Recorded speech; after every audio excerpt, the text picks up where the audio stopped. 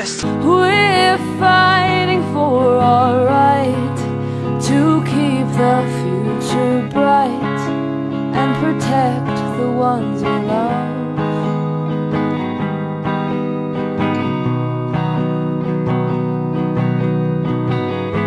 Kurt Odegaard is one of Norway's most respected environmental activists.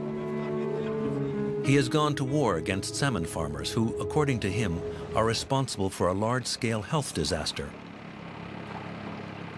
It is a disaster, this, and now all this fish, because they're too many together, you know, with 2 million in a fish farm like this, they're too many together, and they get sick, and today you have a pandemic because PD and ISA is spread all over Norway, and they don't want to tell it to the customers like the people in France, you know. Over the last 10 years, Kurt Odegaard has placed these factory farms under strict surveillance, gathering evidence. Today he wants to reveal to me the practices of these Norwegian fish farmers whom he considers so dangerous. In these images, which he filmed, he claims that these men are pouring a powerful pesticide into these waters, one known to have neurotoxic effects. They must protect themselves with work suits and gas masks from chemicals to treat salmon attacked by pests and diseases which abound in these farms. You will find different kind of ivermectin, you will find flubenzurones, you know, all kind of chemicals, and that's disgusting, you know. It's nothing for people to eat. I mean, this factory makes fish feed. Finn Nielsen is the factory foreman. Here's his specialty. A pleasure. Here's our product, dry fish pellets. The Baltic is one of the most polluted seas in the world, and some of the species they catch there have become toxic, contaminating the pellets, but also the entire food chain. At first glance, atoxicine has no place in a food factory. The product was registered in 1959 by Monsanto, the giant US chemical company, in the category of pesticides. It was used to treat rubber, but also fruits and vegetables. Its use is strictly regulated and limited. What is it doing in fish feed?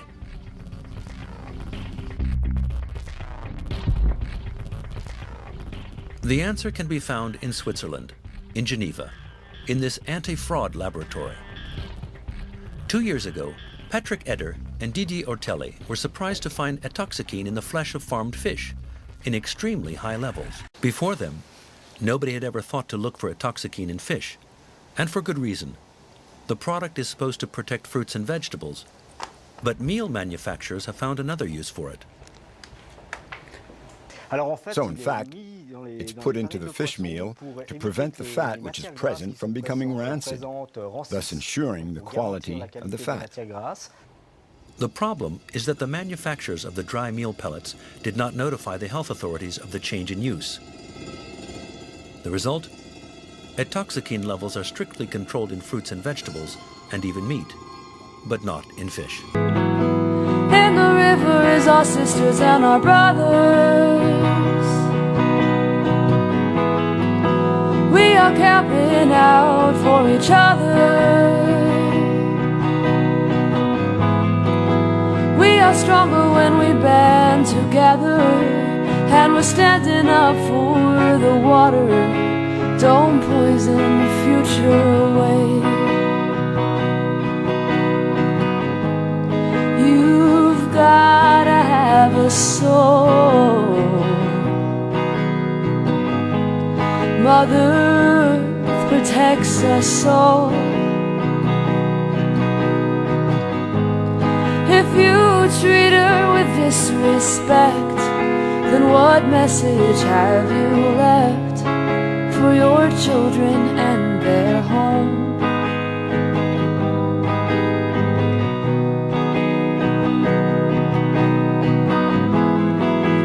In the river is our sisters and our brothers. We are camping out for each other. We are stronger when we band together, and we're standing up for the water. Don't poison the future away. How can you take and not appreciate the soil? Don't let this black snake contaminate our drinking water. She the definition of a bad bitch, stole her. I'm the definition of a bandit. An environmental tragedy is lurking beneath the Pacific Ocean. It's been unfolding for generations. Very disturbing. A toxic dump site that settled on the ocean floor decades ago continues to wreak havoc on marine life to this very day. Suspecting it's a second dump site of Montrose Chemical Corp., once the country's largest manufacturer of DDT. A legal battle years ago found the Torrance company dumped millions of pounds of pesticide and offering clues that could help biologists understand high levels of DDT in California's sea lions and their startling rate of cancer, which biologists say is rare in wild animals. About 25% of the adult and subadults do have cancer. And that is an extremely alarming number. Given the very severely high rate and how abnormal it is, it's really important that we understand what is driving this disease.